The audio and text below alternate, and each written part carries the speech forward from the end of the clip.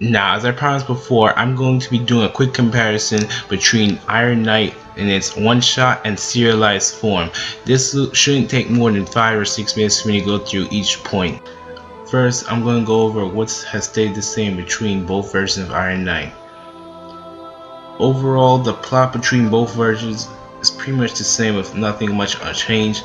Our main character Tepe is trying to prove his humanity in this world he's been dropped into, and there are light bits of comedy to separate all the very dire situations that are present throughout both versions.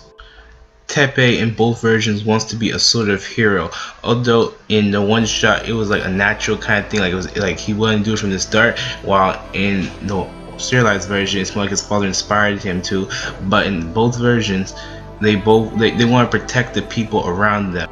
Granted, in the one shot he was doing it before he ever got his powers, and in the serialized version he was only once he got his powers that he started to actually fight and stand up for himself. Now, the most obvious thing from the start is that our main characters, Tepe and Tsubasa, have completely different ages between the two versions. In the one shot, they're like their teenage years, like 14, 15, 16 years old, but in the serialized version, their ages have been reduced to like 9 or 10 years old. Now, the OS it shows the very beginning of the apocalypse that is to come, like how evil humans are starting to turn into like these demons that are about to pillage the entire earth, and how the humans are trying to like respond to the situation. Like the police are coming, the SDF, the riot squads, and they're trying to suppress this invasion. Throughout all of this, we see Tepe's slow evolution into becoming a demon himself, with Tsubasa there with him. Probably the biggest difference between the two is that in the OS, when he's fully transformed, he's permanently stuck in that state. But in the serialized version, he can voluntarily go in and out of his full Iron Knight demon mode. Since it has been fully serialized and has a lot more time, it is able to do not so much world building but town building, because it shows what it was like for Tepe around like his environment of people, because it's like a shopping district, and we get to see like the casual people there. We get to see like this blackboard plaza next to their school, which becomes very important in the very first chapter. And the way that the apocalypse happens is completely different in the serialized version.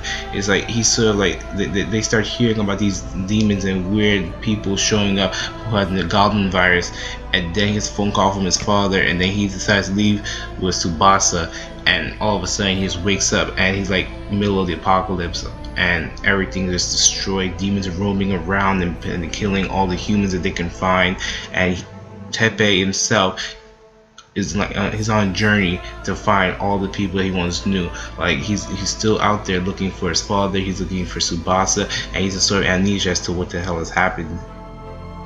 And it becomes much more of a shock when you see, like, when he goes back to the places he was just there earlier in the chapter, like the shopping district and all the people that are missing now and most likely presumed to be dead. But it's inspiring how the blackboard was used as a way for Tepe to actually start and realize that he needs to help all those around him that he can find. Afterwards, he goes out encountering new demons and any survivors that he manages to actually find, and hoping to get more clues as to where his parents and his friends are.